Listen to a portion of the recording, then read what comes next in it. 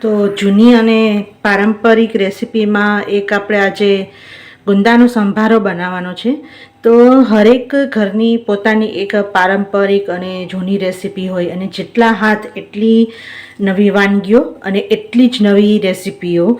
એટલે કે આ છે ને સંભારો મારા ઘરમાં વર્ષોથી, એટલે કે મારા મમ્મીના ઘરમાં વર્ષોથી બને છે. મારા દાદી બહુ જ વર્ષોથી આ રીતે બનાવે છે અને ખૂબ જ ટેસ્ટી લાગે છે. મેં મારા સાસરે આવ્યા પછી પણ મેં આ રીતે બધાને સંભારો ખવડાવ્યો છે, પણ ખૂબ જ બધાને ભાવેલ. તો આજે મને એમ થયું કે આજે હું આ રેસીપી તમારી સાથે શેર કરું. તો એના માટે લીધા છે આપણે ગુંદા. આ કાચા છે, કોઈ પણ જાતની પ્રોસેસ નથી કરેલી. હવે આપણે એને કૂક કરવાના છે, એટલે કે એને બાફવાના છે.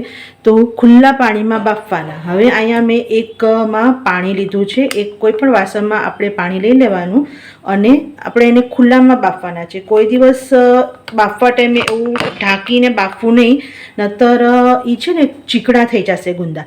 તો હવે આપણે આ ગુંદા બધા આની અંદર નાખી દઈશું. આપણે ગુંદા ખોયલા નથી, એમને આખે આખા નાખી દેવાના છે.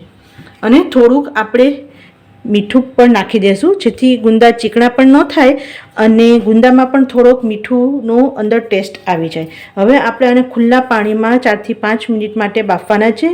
આપણે ચેક કરશું ગુંદા કે બફાઈ ગયા છે કે નહીં.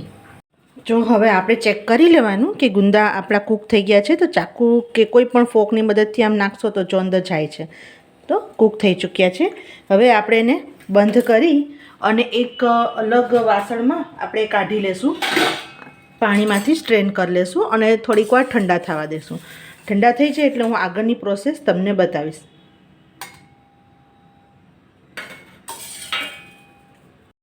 જ્યાં સુધી આપણા ગુંદા ઠંડા થાય ને ત્યાં સુધી ઉપર એક મસાલો બનાવવાનો છે, જે આપણે રેડી કરી લઈએ. તો એક વખત તમે આ રેસીપી જોશો ને તો એક વખતમાં જ આવડી જશે, એટલી સહેલી રેસીપી છે. તો પહેલાં આપણે ધાણા જીરું પાવડર, તો ધાણા જીરું થોડુંક આગળ પડતું રહેશે. તો આપણે 4 ચમચી જેવું, જે આપણા રેગ્યુલર મસાલા બોક્સમાં છે ને એ જ આપણે મસાલા નાખવાના છે. તો 4 ચમચી જેવું ધાણા જીરું પાવડર છે. મરચું તમને કેટલું તીખું ભાવે એ પ્રમાણે 1 ચમચી મરચું પાવડર. તમારે કાશ્મીરી મરચું પાવડર છે, તમારે જે ઘરમાં ખાતા હોય એ તમે નાખી શકો. થોડીક હિંગ. હવે આપણે આ મસાલા પૂરતું મીઠું નાખવાનું છે.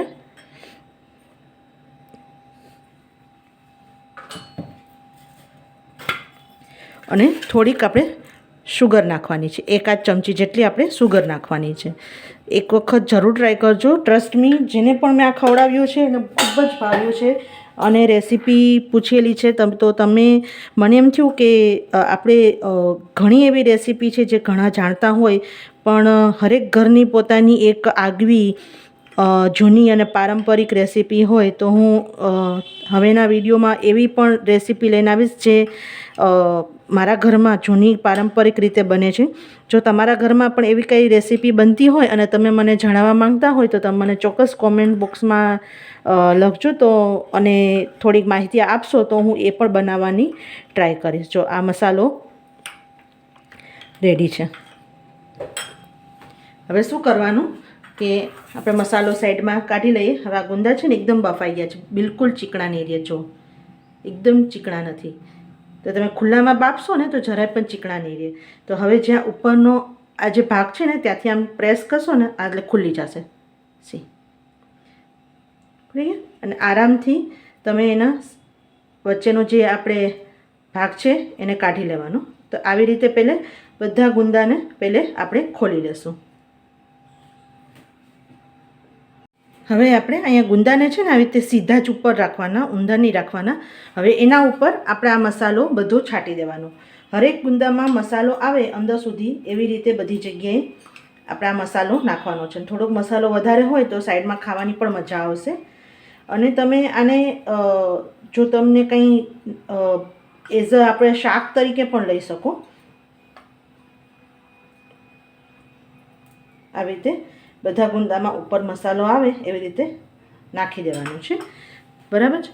હવે આપણે અહીંયા એક સરસ કોઈ પણ એકમાં વઘારિયામાં તેલ લીધું છે. તેલ થોડુંક આપણે આગળ પડતું લેવાનું છે, કેમ કે સાવ ઓછું તેલ હશે ને તો સારું નહીં લાગે આ સંભારામાં.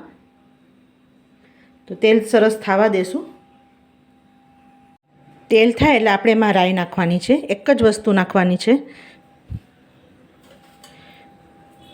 રાઈ આપણે તતડવા દેશું.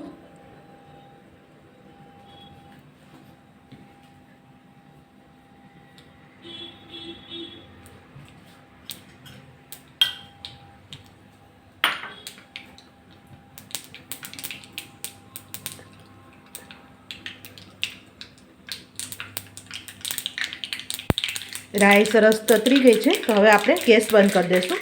અને આપણે આ વઘાર હવે છે ને ઉપર આવી રીતે ચમચીથી રેડવાનો છે, ધીમે ધીમે. એકદમ સીધું નહીં તેલ રેડી દેવાનું, બધી જગ્યાએ આવે ને એવી રીતે નાખવાનું છે.